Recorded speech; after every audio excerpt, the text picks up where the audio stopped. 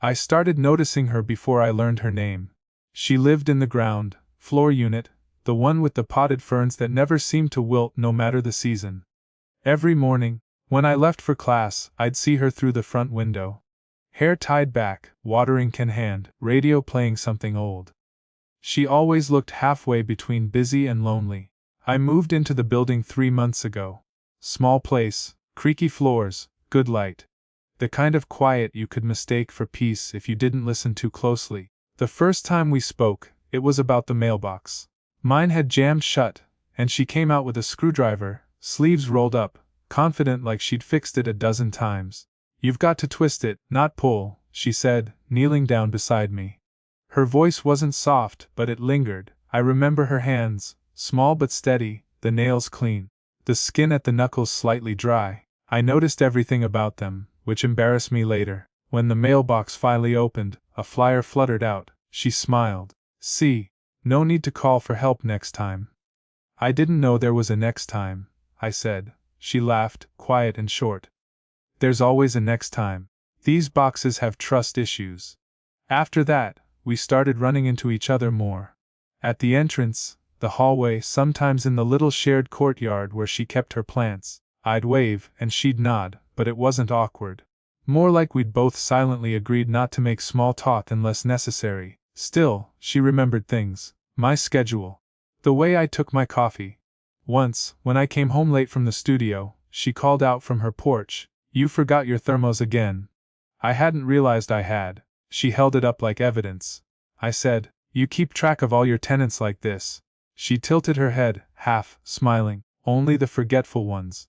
There was something about her, not dramatic, not flirtatious, just aware, like she saw details everyone else missed. Sometimes, in the evenings, I'd hear her TV through the wall, old dramas, soft voices. I'd pause whatever I was doing, sketching, scrolling, and just listen. That gentle hum of someone else being awake nearby made my apartment feel less hollow. I never texted her. Never called. I had her number from the lease agreement, but using it felt like stepping somewhere I wasn't supposed to. Still, I'd find myself typing a question. "Do you know where the fuse box is? Or is it okay to leave a bike in the hall?" Then deleting it. Every time. One Saturday afternoon it rained. The courtyard smelled like wet leaves and soap. I was coming down the stairs when I saw her standing under the overhang, barefoot, holding her coffee cup like it was a small animal. "You'll catch a cold," I said. She turned, startled, then smiled faintly. "I've had worse." I hesitated, then stepped beside her. The rain came down harder, and the silence between us felt thick enough to touch. She glanced at me once, then said quietly, "You know this is against the rules." "What is?" "Standing here, talking like this. It gives people ideas." I smiled before I could stop myself. "Rules are meant to be broken." She didn't answer, but I saw the corner of her mouth move. Not a smile, exactly, but something close. Later that night, as I was rinsing out my mug, my phone buzzed. A message from her number. "You left your thermos again. Only this time." She'd added a line underneath. "You can come get it if you're still awake." I stared at the screen for a long time, the rain still tapping against the window, and realized I wasn't sure if I wanted to go down, or if I already had. I went downstairs that night. Not right away. I told myself I wouldn't. But an hour later, I was standing outside her door, holding the excuse she'd given me like a permission slip. When she opened the door, she was wearing an old sweater, sleeves pushed up, hair damp like she'd just washed her face. The apartment behind her smelled like chamomile and something faintly citrus. "I didn't think you'd actually come," she said. "You texted." I answered, because it was easier than saying I wanted to. She laughed once under her breath, then stepped aside. "Come in before the hallway light dies again." Her place looked like her. Neat, not sterile. Books in stacks, plants on the sill, a small radio still playing quietly. I handed her the thermos. She didn't take it right away. "You can sit," she said, motioning to the couch. I was just making tea. I sat, careful not to touch anything. The fabric was worn, soft at the edges. She poured 2 cups and set one in front of me without asking how I liked it. She already knew. We talked about nothing. The rain, the noise upstairs, her cat that had moved out years ago but still visited sometimes. It felt ordinary except it wasn't. At one point she said, "You remind me of my son." It was quiet then. I didn't know what to do with that. She looked down at her cup. "He's about your age. Studying abroad now." "Do you talk often?" I asked. "Not as much as I'd like." She smiled, but it didn't reach her eyes. "That's what happens. People drift." She didn't mean just her son. I could hear it. The kind of drifting that starts small. One unreturned call, one forgotten weekend. And before you know it, there's a silence you both learn to live with. I nodded, because I understood more than I could explain. We sat in that stillness a while. The clock ticked, the rain eased, and the sound of her breathing filled the spaces between. My hands were restless, fingers tracing the seam of my jeans, then stilling when she glanced at me. I caught myself thinking what it would feel like if our knees touched. That stupid, weightless thought you try to shove away the second it forms. She must have felt it too, because she shifted slightly, not away but closer. Just enough for the air to change. Then she said, almost to herself, "You shouldn't stay too long." I tried to sound casual. "Why not?" She looked at me, really looked. "Because I'll forget I'm your landlady." Neither of us said anything after that. The tea went cold. When I finally stood, she walked me to the door but didn't open it right away. Her hand brushed my arm. A small unthinking motion, but it stayed there, light as breath. I could have stepped back, I didn't. She said softly, "Good night," and pulled her hand away. I left, heart unsteady, thermos still in my jacket pocket. Later, lying in bed, I kept replaying the moment. Her voice. The warmth of her hand, the way she didn't meet my eyes when she said good night. I don't know why that moment stayed with me. Maybe because it felt like someone finally saw me. After that night, things shifted. Barely, but enough to notice. When I passed her in the hallway, she didn't just nod anymore. Sometimes she smiled, sometimes she looked away first. We'd exchange quiet mornings, and I'd think about her hand brushing my arm, how it had felt like a secret no one had agreed to keep. Then, for a week, she disappeared. Her blinds stayed closed. The ferns out front went dry. I told myself it wasn't my business, but every evening I slowed down near her door, listening for the hum of her radio.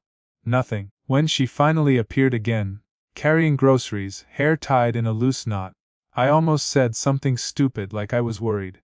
Instead I said, "You went off the grid." She gave a faint smile. "Just visiting my sister." She broke her wrist. "Oh." I nodded, relieved and ridiculous at the same time. She caught it, that flicker in my voice. "You thought something happened." "Maybe," I admitted. Her eyes softened, then she looked past me, toward the stairs. "You shouldn't notice things like that." I didn't know how to answer. So I said nothing. A few days later, she asked if I could help her move a shelf. I said yes before she'd even finished asking. Her apartment felt smaller that day, maybe because I was more aware of her in it. She stood close as I steadied the shelf against the wall, giving quiet instructions. "Higher, no, a little left." Our hands brushed over the same screw, and both of us froze. Her breath caught, just enough for me to hear it. Then she stepped back fast, pretending to check the level. "Perfect," she said. "Thank you." I nodded, but didn't move.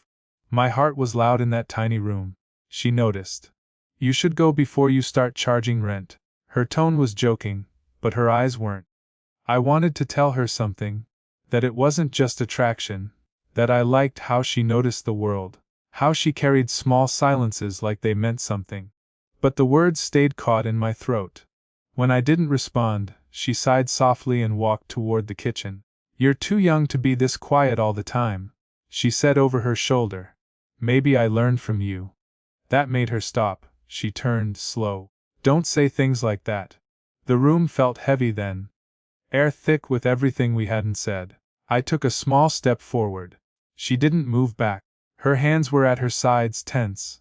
I could see the pulse in her neck, fast and unguarded. For a second, one impossible second, it felt like we were both about to close the distance. Then the sound of footsteps came from the hallway. The upstairs tenant, calling out, "Mrs. Haruno. You left your mail again." She blinked, stepping away as if waking up. "Coming." When she turned back to me, she was already someone else, composed, careful. "Thank you for the shelf," she said. I nodded, throat tight. "Anytime." She smiled. The kind of smile meant to erase something.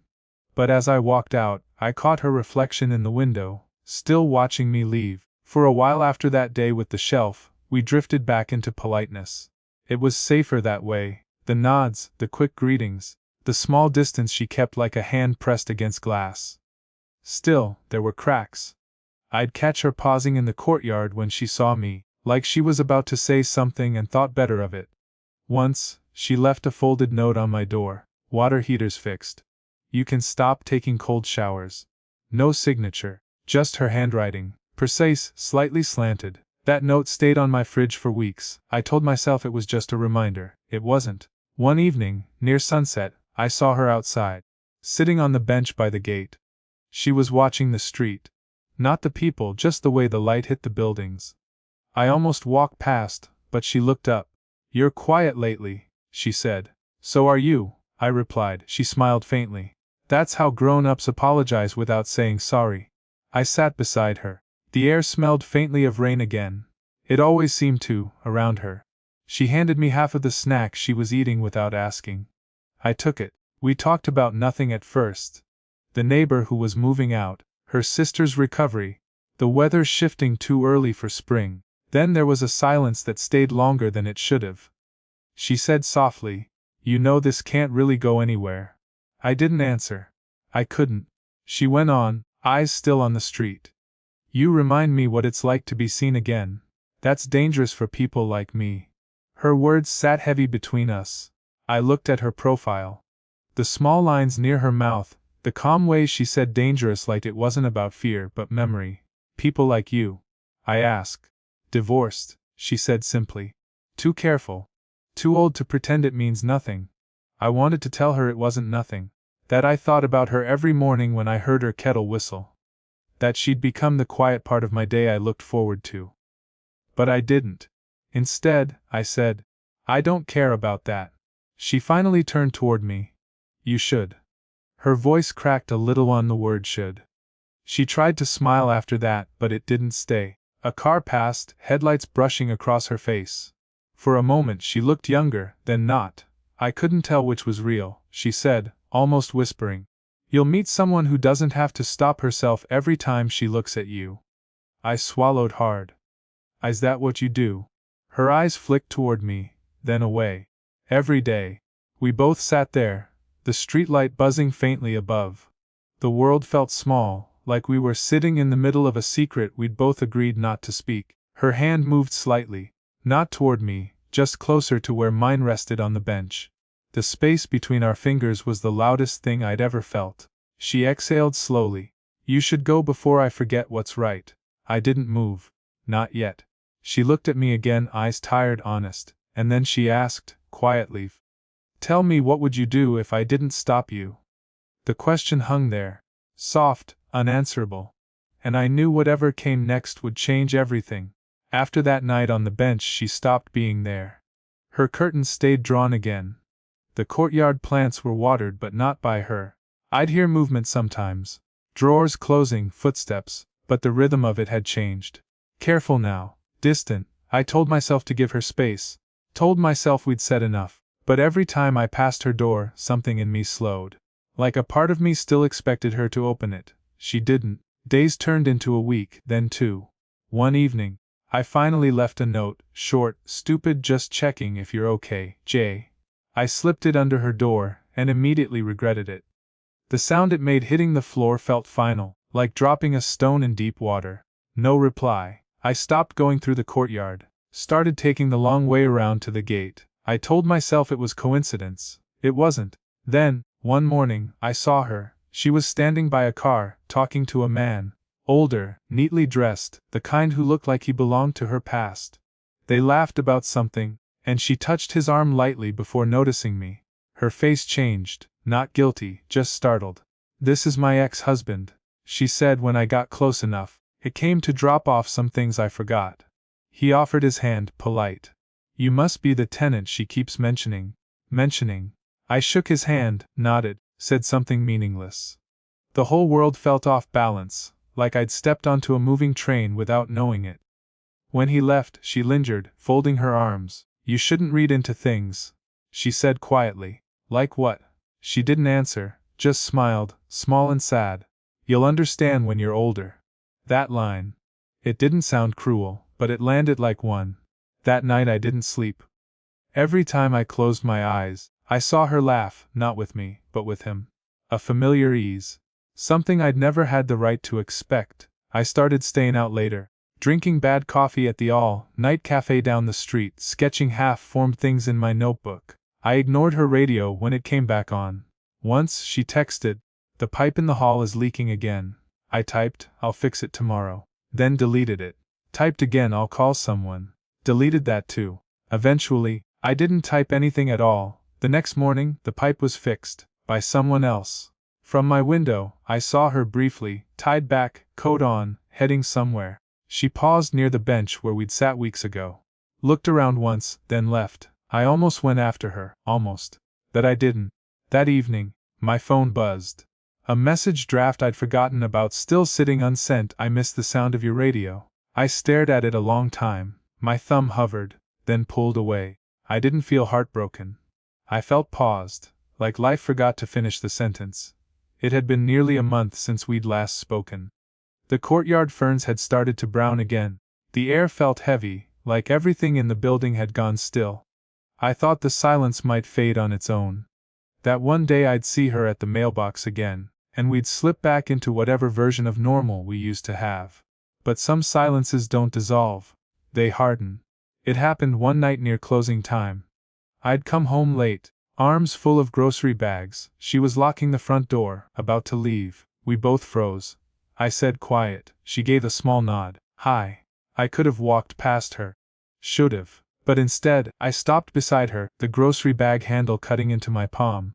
"You've been avoiding me," I said. Her keys jingled softly in her hand. "No, just readjusting." "To what?" She hesitated. "To what this was supposed to be." There was no anger in her voice, just weariness. Like she'd been holding something heavy too long. "I saw him," I said finally. "Your ex," she sighed, eyes closing for a second. "That wasn't. It wasn't what you think." "I didn't think anything." She gave me a look that said she didn't believe me. For a moment, neither of us spoke. The light from the hallway buzzed faintly above. "I don't want to make your life complicated," she said, almost whispering. "You're just getting started. I've already lived the part you're walking into." I stepped closer. "So what was this then? Some reminder you didn't need?" Her breath caught. "Don't do that." "Do what?" "Make it sound like I planned it." She looked at me then, really looked. Eyes tired, mouth soft. "You were just kind to me, and I forgot how that felt. That's all it ever was." "That's not all," I said.